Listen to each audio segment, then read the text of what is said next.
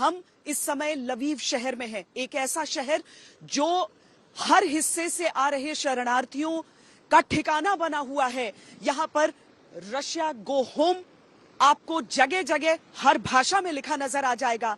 यहां अपने ईश्वर के आगे माथा टेकते लोग नजर आ जाएंगे जो चाहते हैं कि जिंदगी उनकी सामान्य हो जाए। पर क्या जीवन उनका बदलेगा? क्या जीवन सामान्य होगा? यहां तो एक नया खतरा खड़ा हो गया है, वो खतरा जो ये कहता है कि केवल मिसाइलों, बमों, गोलियों से अटैक नहीं, केवल टैंक आगे बढ़ते हुए नहीं, बल्कि कहीं ये परमाणु युद्ध में तो कहीं तब्दील हो जाएगा। और अगर ऐसा हुआ तो फिर ये युद्ध नहीं, महायुद्ध की ओर अग्रसर नजर आता है। क्या क्या होगा आज अगले पूरे 1 घंटे में हम आपको यूक्रेन के अलग अलग हिस्सों से दिखाने वाले हैं। परमाणु युद्ध की धमकियों के बीच रूस यूक्रेन जंग के 10 दिन बीत गए।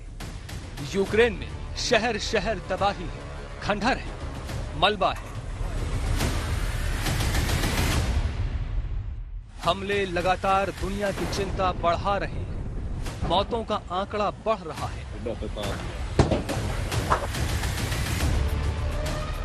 एक डर है हर किसी के मन में कि क्या होना अभी और बाकी है। क्या वाकई ये जंग परमाणु जंग में बदल जाएगी? क्या वाकई परमाणु युद्ध की तबाही इस दुनिया का मुकद्दर बन जाएगी?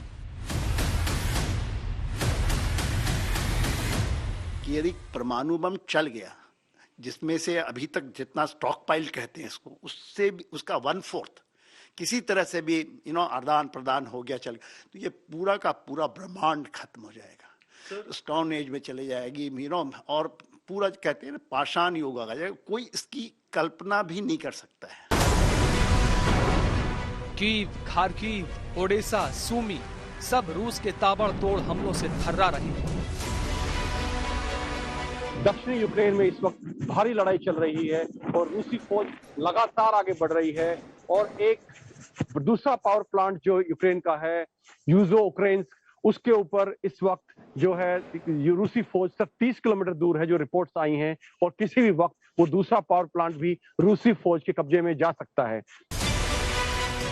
रूस न 1 इंच पीछे हटने को तैयार है। जंग का दायरा बढ़ेगा, कम से कम ऐसा ही लग रहा है। रूस ने यूएस से विशेष विमान भेजकर अपने राजदूत वापस बुला लिए। दूसरी तरफ यूक्रेन के दावे 10,000 से अधिक रूसी सैनिकों की मौत और युद्धक साजो सामान की भारी तबाही की डरावनी कहानियां कह रहे हैं। ज़ेलेंस्की का आह्वान है यूक्रेन के निवासियों से देश के लिए लौटने का। सड़कों पर भयंकर अफरा-तफरी।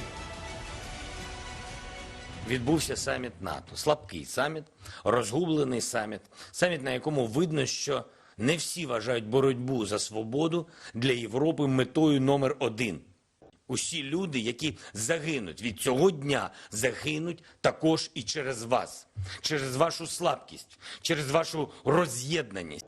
Сьогодні керівництво Альянсу дало зелене світло для подальшого бомбардування українських міст та сел.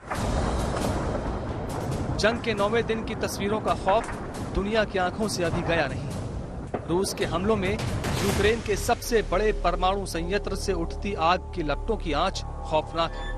अगर रेडिएशन फैला तो दुनिया को भुगतना पड़ेगा। यहाँ ज़ैफरो में हमला हुआ था।